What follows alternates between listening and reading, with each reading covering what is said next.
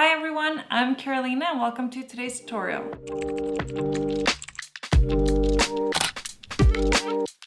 Today we're going to be making the Veronica waistcoat. The prototype is behind me and you can find the pattern for this style on my website studiocarolinashare.com. I'm also going to link it down below in the description for you. My prototype is made from a cotton twill and I'm going to be using a wool twill today for my main fabric. It's a medium weight, kind of typical suiting material. I'm going to be using a viscose lining with that, and my main fabric is like a little bit floppy. So I'll need to use a interfacing for some of my pieces, and I have this wool interfacing. It's not made from wool, but it's for wool. So you want to make sure that when you buy an interfacing that it works with your fabric.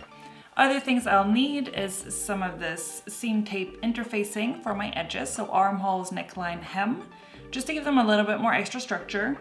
And I need thread, of course, always. And then buttons. So my buttons are 1.5 centimeters in diameter. And I didn't include this size in the pattern because I figured that you guys would just use whatever you wanted. Like, I feel like that's a bit personal taste. You know, everybody has their own preference. If you want big buttons, then, you know, you do you. If you want small buttons, that's fine too. So I'm going to be using 1.5 centimeter diameter buttons, but you know, you adapt that to whatever you want. Remember that your pattern doesn't include seam allowance, so you want to add 1 centimeter or 3/8 of an inch around the entire pattern on your main fabric pieces. On your lining pieces, you want to add 2 millimeters less, so 8 millimeters around all edges, and then we'll stitch all pieces at 1 centimeter from the edge anyway, which is going to make our lining pieces slightly smaller than our main fabric pieces. And we do that to ensure that the lining is invisible from the outside, like it doesn't fold out or peek out anywhere. And it's just going to give the finished garment a bit of a cleaner look, a nicer finish. So yeah, that's all I had to say. So let's start sewing.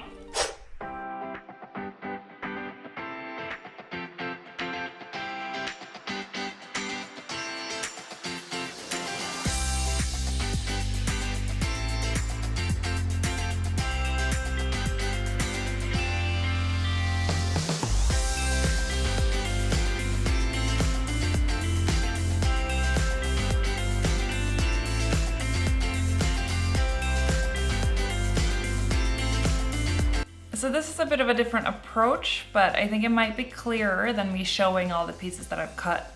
So on the image that is inserted on the screen, you can see all the pieces that we need, and we need, in main fabric, we'll need 4 front panels, we'll need 2 side front panels, we'll need 2 back side panels, and 1 back panel, and 1 back neck. In lining, we need 1 back panel, and so that's the lining back panel, which is different to the main fabric back panel. And then we need 2 front side panels, and in interfacing, we will need to interface 2 of the front panels cut in main fabric and the back neck cut in main fabric. For the seam tape interfacing, we need to put that on the main fabric pieces, on all necklines and armholes and hems, except for the pieces that we interfaced. So you can look at the screen now to see kind of what needs to be done to what pieces. And I hope that's clear. If you have any questions, just let me know in the comments and I'll get back to you. Also, for this garment, all of our raw edges will be hidden inside of the lining and the main fabric, right? So we don't need to zigzag or overlock any edges, which is great. That saves us some time, so we can just start assemble straight away. So what I will start with doing is sewing my front pieces together, main fabric and lining separately. So I have here my main fabric pieces. This is my front interfaced. And then I have my lining pieces. So my lining and my main fabric, but that is going on the inside, that is not interfaced. So I'll just pin those pieces together.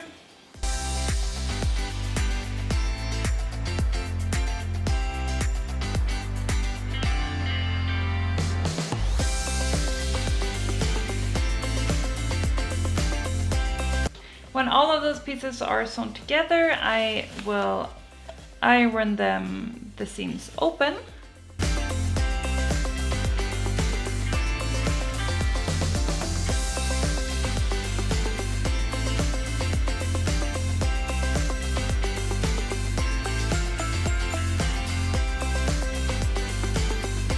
Now we'll do the same thing with the back. So we'll sew the back lining together and separately the back main fabric together. We'll sew the back neck with the back lining panel, and we'll sew the back main fabric panel with the two back side panels together.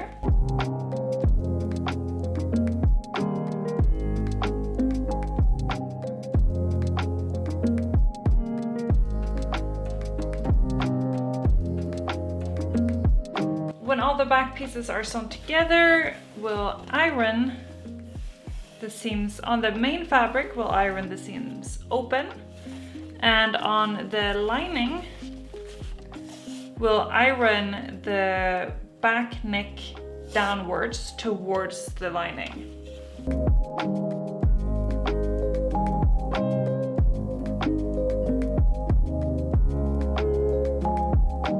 All the seams are ironed, and we'll now sew the shoulder seams together. So we'll sew the shoulder seam main fabric together and the shoulder seams in the lining fabric together.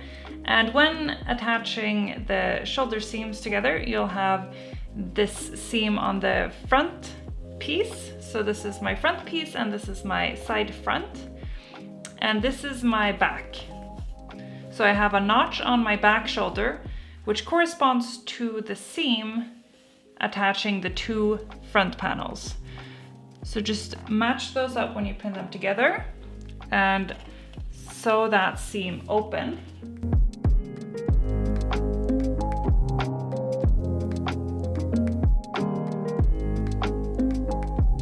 On your lining pieces, you'll have the lining, so this is my back. You'll have the lining back, and then you'll have the back neck in main fabric. And for the front, you have the front in main fabric and then the side front in lining fabric, right? So here you just match those seams together, and you want to pin the front seam open, and you want to pin the back seam with the back neck facing downwards.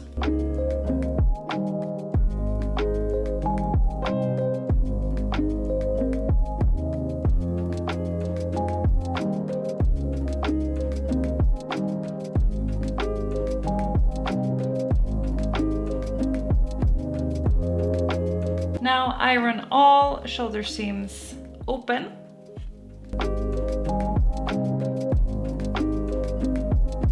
After sewing the shoulders together, we now have a main fabric piece, back and fronts connected.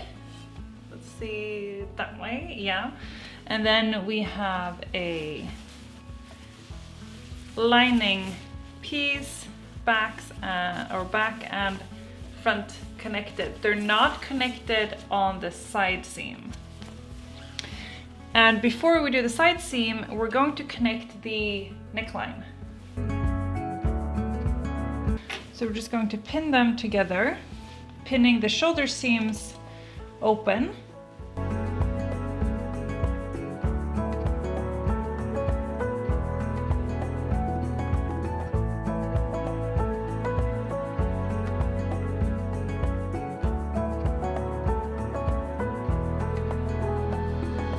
My necklines are sewn together, so I have my outside or main fabric pieces here, and then this is my lining or my inside pieces. And my seam stops right where my buttons would begin.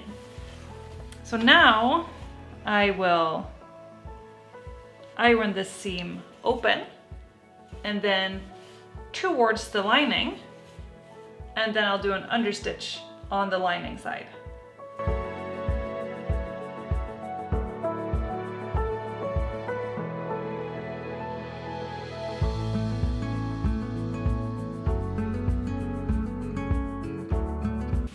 The understitch is done, and this is what it looks like. So we have the main fabric here and lining / inside here. Now you can go ahead and close your center front. So just pin that together. We're going to sew a straight stitch here along the center front, and then we're going to iron it open over to the lining and do an understitch.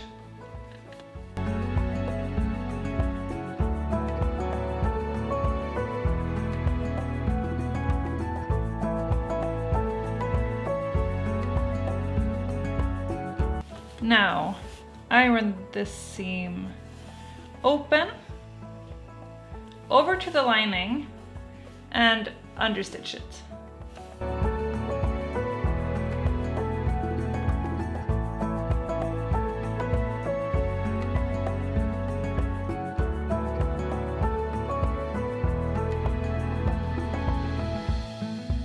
When the understitch is done on the front, you should have a nice looking corner there.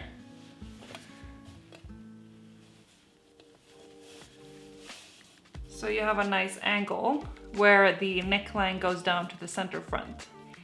Now we'll continue. Before we close the side seams, we will sew the armholes together. And so we'll just pin them, only the armholes, not the side seam, right? Pin them together, pinning the shoulder seams open again, matching notches and seams together.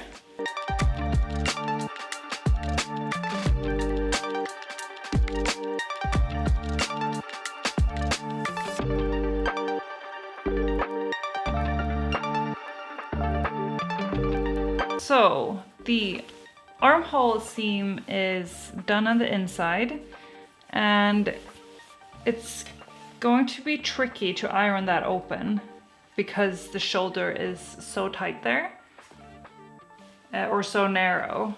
So what we're going to do is just flip that whole piece inside out,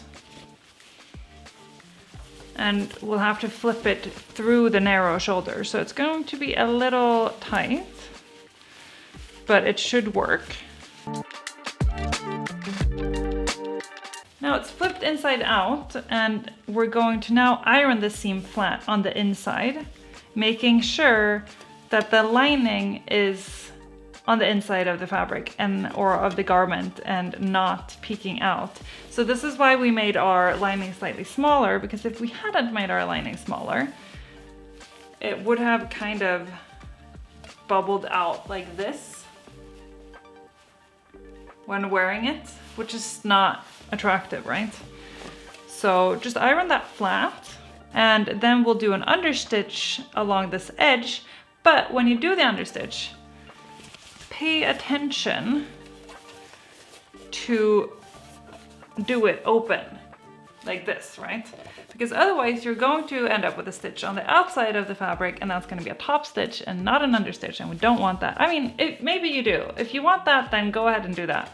But that's not what I want. So I will be doing an understitch open like this. And it's going to be tricky to do that on the shoulder because it's so narrow.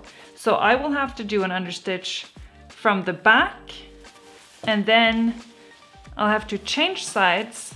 I'll go as high as I can, and then I'll change sides, and I'll do it from this side as well.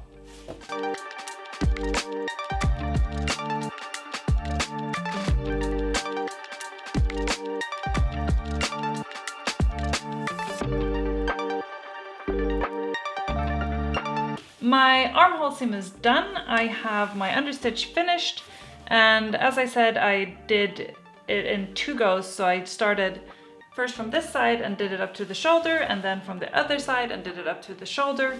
And I have a distance of about 2 centimeters on my shoulder where I didn't manage to understitch because the shoulder is too narrow, and I couldn't get my my presser foot like all the way up in there. And that's fine, you know, because my lining is smaller than my main fabric anyway, so it's not gonna fold out on the shoulder. And also I understitched it all the way otherwise, so that's enough to keep it in place. So if you didn't manage to understitch it the entire way, don't panic, that's completely fine. And it's gonna be nice anyway. So let's just give that a quick press with the iron.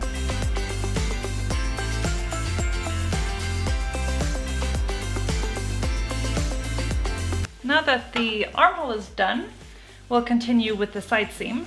So this is my armhole right here. This is my back side seam, lining and main fabric. This is my front side with main fabric and lining. So I'll close my armhole at the bottom, pinning my two linings together and pinning my main fabrics together. So I'll just match my seams up and my notches.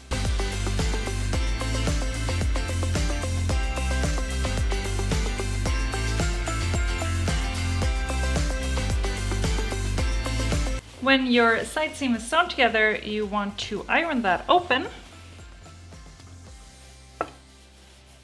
And no understitching. So just iron it open and then we'll continue.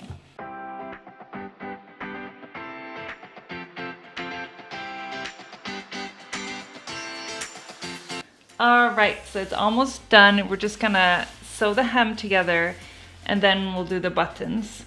So flip your piece inside out, pin the hem together, pin all the seams open, and then we'll sew that with a straight stitch on the inside, of course.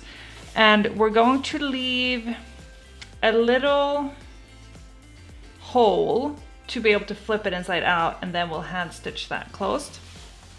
So I'm going to leave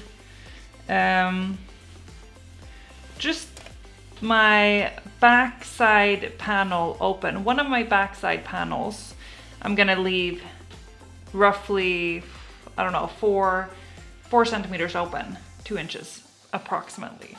And the rest I'm gonna close with my machine.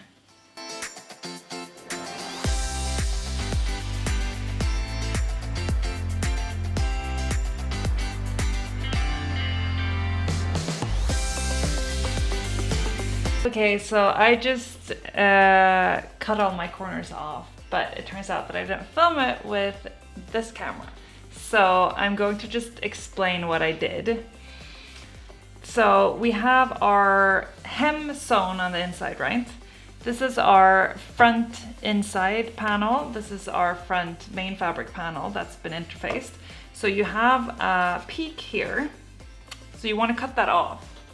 Just, let's see, yeah, here we go. Just cut that little corner off. Same thing here. You want to cut that off as well. Just go like this. And then for your center back, you have this triangle shape, which you just want to cut. So you want to cut the 2 corners off on each side. And then you want to cut up to the seam in the middle, not cutting your seam, just cutting up to it. And then the same thing on the other side. So cut the peak off and then the corner. This is your center front here. So just cut that corner off because it's a little thick. And then we're going to flip the piece inside out, give it an iron, and sew the buttons on.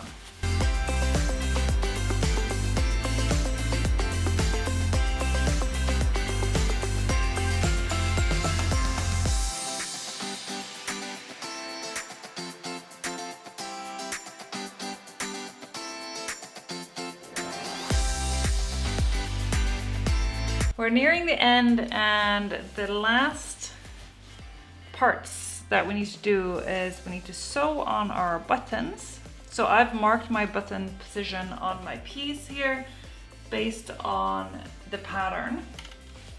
And I'm going to be putting my buttons on my left side and my buttonholes on the right side.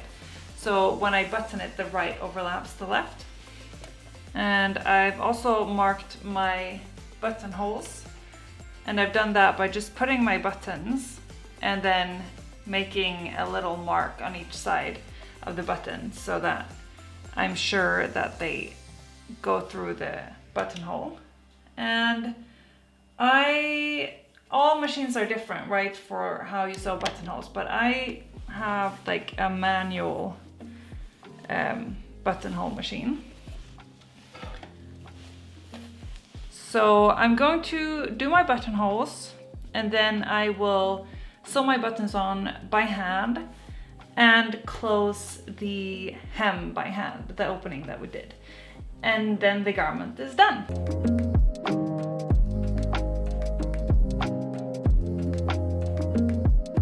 I just want to mention that I'm doing horizontal buttonholes because it gives the wearer a bit more ease when you wear the garment. Like the button can move a little bit more freely with breathing and eating, and it just gives a bit more of a relaxed fit, if that makes sense. If you do them vertical, then the button can't really move, which means that if you're eating and you like get a little bloated, or if you're breathing heavy, then the garment can't expand with your body.